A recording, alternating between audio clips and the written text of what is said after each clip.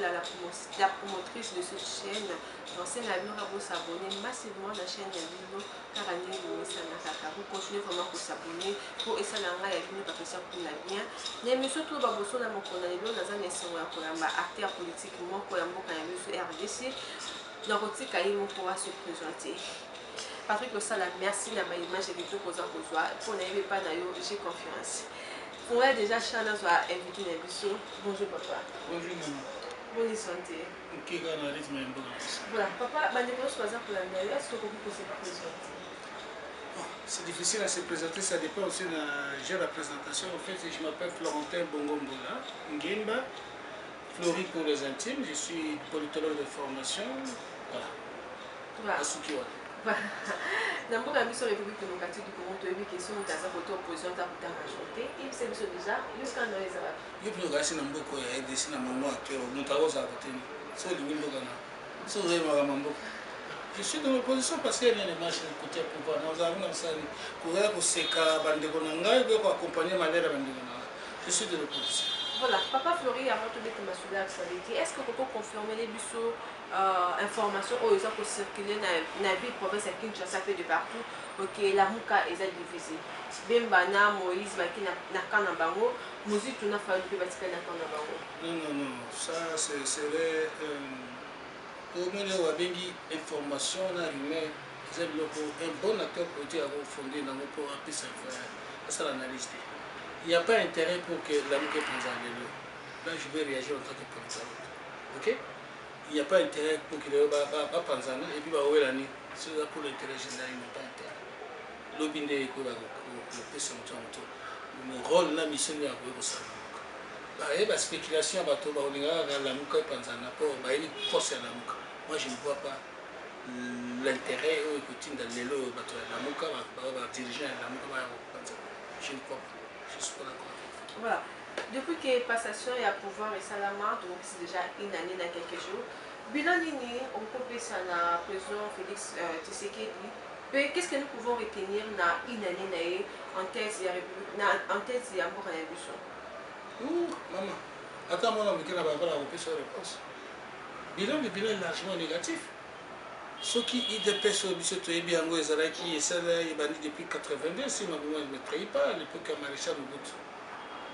Kolo de personnes na baninga bazalaka na ye basali et puis lelo epanzani et tikali ndenge ezali wana mwana ya le leader emblématique azwi yango et puis mosala ezosalema te les social zéro. C'est pas intéressant que ça ait un bilan largement négatif. Après mettre bien sûr tous qui n'ont peut-être le moi j'ai étudié école primaire, humanité, université. La charge de la République. École primaire, il faut faire un terre, il faut faire un bon terre, il faut faire un manuel scolaire, classe au final. Humanité, pareil, la côté université, boursier, il faut faire un bon, aux autres temps, la classe, il faut faire un bon moment. Bien qu'il y ait tant comme la soupe à terre. Les loyaux, classe, ceux qui sont en tentative, on est fait, c'est pour les humanités. Pour l'école primaire. Apparemment, ça qui est dans la précipitation. Alors, la précipitation, mais à 10 ans, il y a Salaki, il y a FCC, l'autonomie. Il y a un diabète. Tu deviens aussi diable. Il faut dans la fourchette, sinon, aussi, il est victime, il y a 10 ans, il y a un s'en sortir le bilan. Si ils ont négatif, ils ont négatif, lobby après lobby. Parce que quel avenir pour le mariage FCCK puis le mariage à Vital Kamerhe et Félix Tshisekedi? La politique est dynamique. Aucune équation politique n'est ainsi. Le problème politique est dans la solution. Ce qui est là, les opposants d'hier, bourreau d'hier, c'est-à-dire le pouvoir, l'opposition de l'autre temps, le pouvoir il y a autre temps, il y a beaucoup de temps, comme avant tout pouvoir. Ça veut dire que l'homme peut l'option de l'autre salaire. Tout comme l'homme peut c'est de faire et continuer. C'est ça le dynamisme politique. Mais mariage au FCC na cash.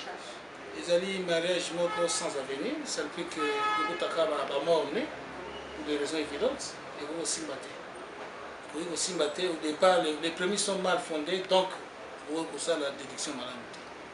Ça c'est un des côté, il y a FCC, la carte il y a Félix na Vital Kamere. Je crois plus que Kamere là sincère la félicité. Il joue un double jet qui lui profite, qui ne profite pas de Tshisekedi. Je pense bien qu'il faut revoir dans ma digne d'accord, bien que j'ai le pouvoir, on a pouvoir pour le pouvoir. Il faut prendre le pouvoir pour l'intérêt général. La politique, c'est la gestion de l'intérêt général, qui est la somme des intérêts des particuliers. Si vous voyez que gérer beaucoup, vous êtes politicien, vous avez acteur politique, il faut ça pour l'intérêt général. Ceux qui ont l'intérêt particulier, ils ont la sens. Félix Senghaz a un chef de l'État. Il faut aller voir surtout pour l'intérêt général, sinon pour ses intérêts particuliers. Voilà. Président Félix Tshisekedi alobi ki abongisa biki rouge, je veux dire pour corriger bato oyo nyonso bakozala na vision na ye te. Epai na yo papa Flori ntango oyokaki yango réaction ezalaki nini? Na mboka oyo tout est possible. Ce principe là nalobaki na début qu'aucune équation politique n'est impossible. Problème nyonso na politique mama ezala na solution. Ça veut dire que c'est possible. Esalema ebonga comme ebeba dans tous les sens. Et que vous avez que rouge, oui. Ceux qui déjà disent la banque de qualité, ils ont ça la banque de kala, ils ont ça la banque de présenter, ils ont ça là à parlementaire, ils ont foutatté, na CNI, ils ont foutatté, CNI PC les lois ont arriéré il y a autant de gens, ils ont foutatté. Dans l'Assemblée provinciale d'Engue Moko, moi dans la CNI, dans la DGI d'Engue Moko, ça veut dire quelque part que la caméra temps de la banque, ils ont tiré les cas. Au sort d'une possibilité à ça pour l'intérêt général. Je dis bien pour l'intérêt général.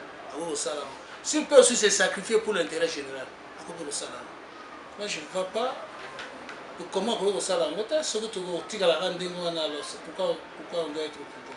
Est-ce qu'on a la facilité parce que tu es bien makambo soso de kana bandeko ya cash bandeko FCC pardon balobaki Félix oyo aza na pouvoir eza grâce na bango osala eloko moko te. Est-ce que aza na facilité ya kobimisa vraiment biki rouge?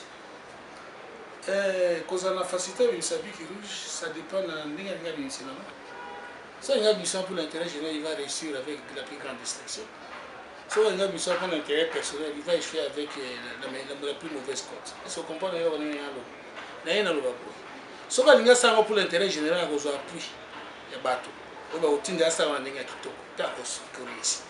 Mais soki alingi asalanga pour son intérêt particulier personnel ekomporte ya oke. Voici la réponse à votre question. Voilà, tu bon papa Flori, nous nous avons une émission de Kokoba, Kokoba. Très bien, tout ça, dans mboka moko la République démocratique du Congo, veut dire à chaque fois que la République démocratique du Congo, parti nous sommes à Kolela, bis de photos de là, pour tout ça, dans mboka on a ce que tu obéis à sous l'état d'occupation. Papa Flori, est-ce que tu as vu que le balelo que la République démocratique du Congo est réellement occupée? Ne pas reconnaître que tu allais occupé, ce n'est pas être politologue. En ma qualité de politologue, je vous dirais que oui, le Congo, la RDC, mon pays, comme vous avez vu, vous allez occupé. Occupé parce que ce total, tu zones à moi, Mouké, les bandés, tant que tu as fait des bandaki. Attention, toi qui la dictature, mais toi qui es occupé. Mais AFD, le Sigaïe, tu as mon moyen, tu vas venir service. D'abord, c'est une attaque étrangère. C'était prouvé par la plupart des acteurs politiques et des sommités dans l'air que le Congo a été, les Zaïre à l'époque étaient agressés par une coalition rwando-ougandaise. C'est avec le temps qu'il y a des bimi, il Kabila Bati. D'accord. Tant qu'il y a des gens qui ont bateau à Yakina Bango. Alors, il y a des banani. Alors, il y a un conglomérat d'aventuriers. Il y a un conglomérat d'aventuriers. Il y a des bandits des grands chemins. Et s'il a quitté, Afdel dissoudre. Et pendant le côté CPP, Simango, Basali, Kabila, le PP des accords qu'on a Afdel. Kokona Zaki Mundele. Il faut s'amener quelque part là, il y a encore connaissance la carte. Et perdre les bazar, puis rejeter, ça dit, il y a bateau, qui va na tilelo. Sauf qu'il y a un service de sécurité, il y a un sur l'occupation.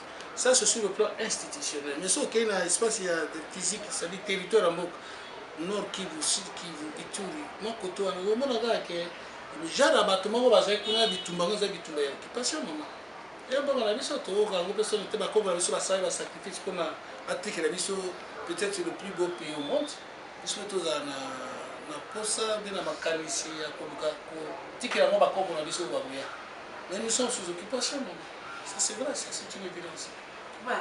Papa Fleury, avant est-ce que vous pouvez mettre sur histoire dans 2 ou 3 minutes, il y a Banyamulenge? En fait, quand les gens parlent de Banyamulenge, je m'excuse. La Tanga, l'école catholique, l'école primaire, humanitaire, la côte université, c'est là qu'il n'y a pas de vrai chimie. Il y a un livre de géographie, Atlas Pierre Gourou. Au moins, on a les différentes, on n'a pas Jacques Bosso, on a début, au moins, les différentes ethnies en Bokao. Nulle part, Banyamulenge. Et ma connaissance, c'est là que c'est que Mulenge, en réalité, c'est comme en montagne, on a site Kivu. Le pasteur, on a côté de la zone de Siangou, on voit 4 savana, on voit ça la bilanga.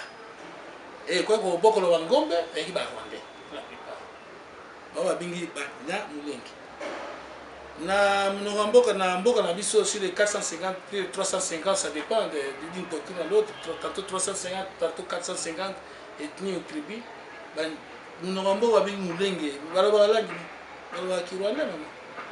C'est une création artificielle. Bani ba connaît ba toke le peuple moko ethnie mo na mboka ezali bani. Ce sont des Rwandais à part entière.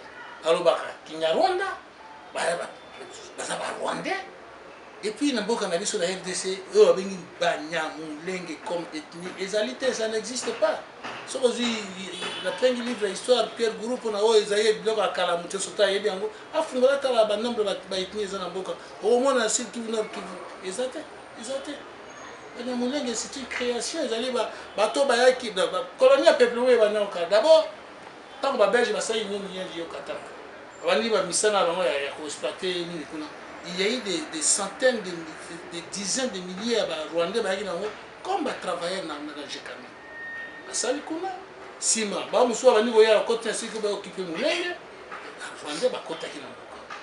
quelque part là, on nous a semblé passer pour le pays le plus hospitalier, d'accord? Les gens qui ont été n'importe qui a côté, si on a belé, si on a mais ce sont des Angolais. Le quoi c'est un territoire en Bokati. Est-ce qu'il y a un problème avec? Et ce sont des Rwandais. Avant l'indépendance, ils ont occupation, ils ont continué à aller là, tu vas contre le territoire Minembwe. Minembwe. Comme on va porte d'entrée et de sortie de tous les ressortissants rwandais en Gambo, on va occuper pas. Ça ne pose pas de problème, mais il y a un bon uniforme, mais il y a en masse, en masse, et puis non seulement comme Kolomboka, comme Benga Bango, et puis occuper ma belle avant pour ma bakenda. Non, je crois bien l'histoire de l'Union, quelque part là, il faut que la communauté internationale, l'acteur politique congolais, va vendre la langue, va réfléchir, va tirer intérêt général. Ce n'est pas un problème, si ça dépend. Ça dépend de la résoudre. C'est pas très grave, c'est pas aussi difficile. Voilà. Papa Fleury, le président de la République, Félix Tshisekedi, a dit que Banyamulenge baza bandi konabi sous congolais. Bon, j'ai été surpris tout simplement que mettre connaissance de nos ans depuis Nathan, on a travaillé avec les Banyamulenge qui sont des Congolais. D'ailleurs, je crois mettre Kamanda de triste mémoire.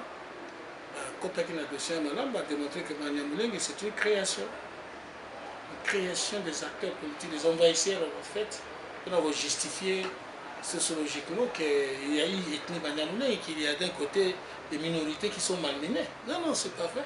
Chaque ethnie a un minoritaire par rapport à l'ensemble de l'ethnie. Donc, quand le chef de l'État le dit, moi j'ai été surpris. La science ne la confronte pas. scientifiquement, il n'y a pas une ethnie Banyamulenge. Il n'y en a pas. Fungola Atlas et Pierre Gourou, au Romonake, Banyamulenge, les alliés ethniques. Balo, alo belanga, il y a quelques-uns parmi Bango Baza, Congolais, Baza, nationalité congolaise, ça peut passer. Mais dire que Banyamulenge, Baza, Congolais, non. En général, comme ça, non. On sait d'abord que Banyamulenge, et là, Rwandais, comment ils peuvent être à Rwandais et devenir être Congolais. C'est contradictoire, mon. D'abord, ça n'existe pas en tant qu'ethnie. Et puis, territoire des années Moulenge, on va créer le Kuta. Mais on va se faire ça pour tirer le Kuta, quelle que soit la longueur de la nuit. Le soleil finit par apparaître. La sécurité, mais le chef de l'État, il a peut-être ses raisons, mais je ne suis pas convaincu. Et c'est à ça. Ils ont pu entamer la crédibilité en tant que chef de l'État. Dès que c'est ma partie, elle m'a donné. Comment on peut ça dans mon parti? C'est un Bakoko bango bazalaki wapi po tango biso bawe ya biso baye bazoki mabela ya bango bazalaki wapi. Ils ont choisi les montagnes de l'Est ya ngambo ya Congo koto kuna biso bawe ya biso bakoni po. Biso tozwa bango topesa bango atake banani biso banani et puis bango ba banani. Topesa bango pourquoi? Non. Oh yo, dans un pays des droits, dans un monde moderne, nous sommes sortis de la table de la Namibeko.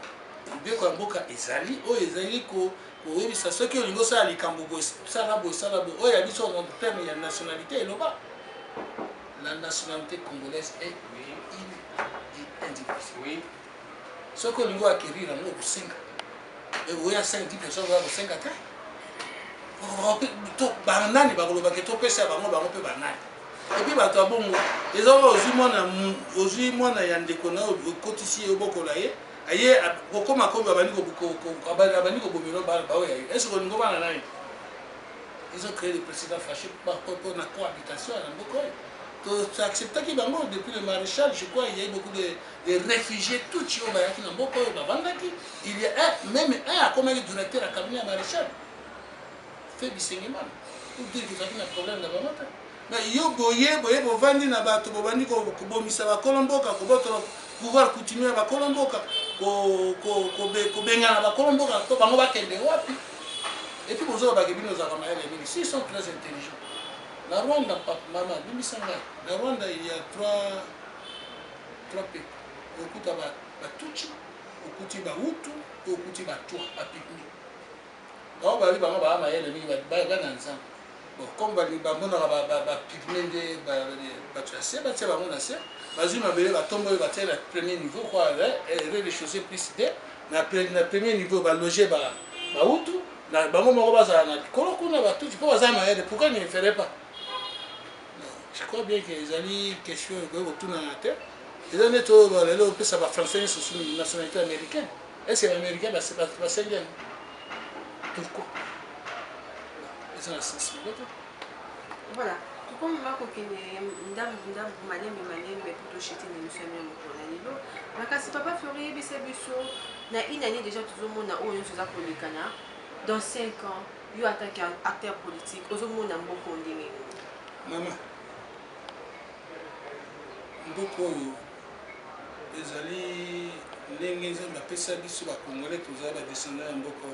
d'abord, tu remercies.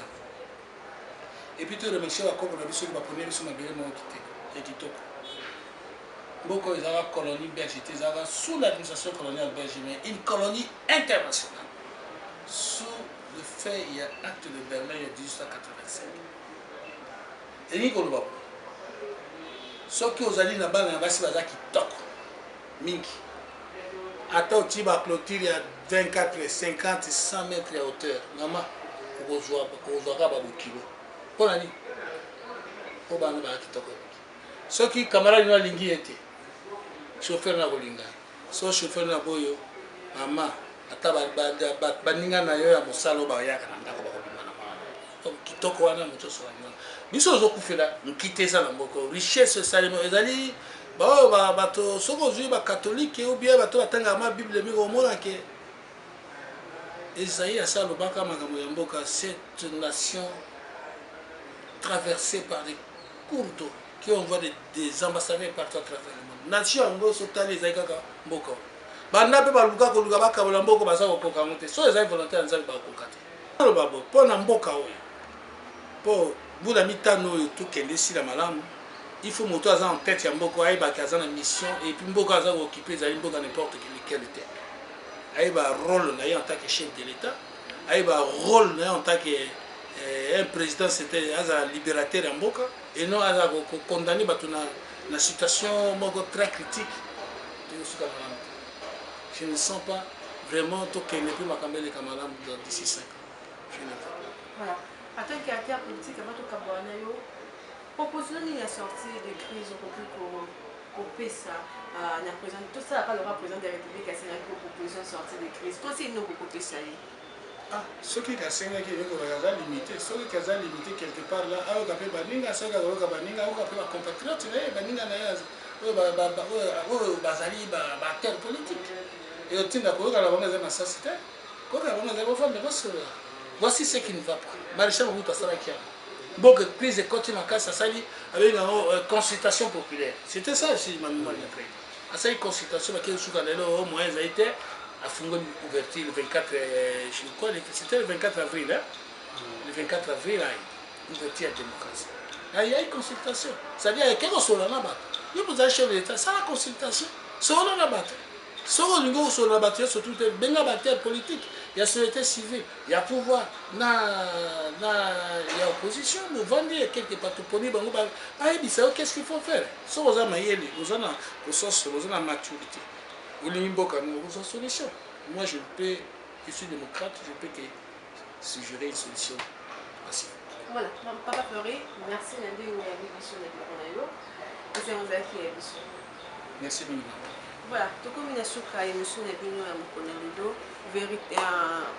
Comment dire? Ok. Voilà, tout comme il a souka émission de Bino, tout le baboso à Mokonayo, il y avait que Papa Fleury, Azali, acteur politique. Qui n'est pas bête, il y a des solo à Banyamulenge, et c'est là, Banyamulenge, Baza va congolais, Baza va rwandais, si je peux dire ça. Patrick Losala, merci Nandi Ozakesi et la caméra, merci Nathalie Bindoaz à la montage, merci Nabino Batnos Kolanda, remarque Nabino Bassigestion Nabino. En tout cas, ils ont comme la bus, ils ont permis à Bisoto Salaka Kamusala Madame Mourabino, Tokote Nicolas Alikoya, mais vous continuez à s'abonner dans Prince TV. Bye bye.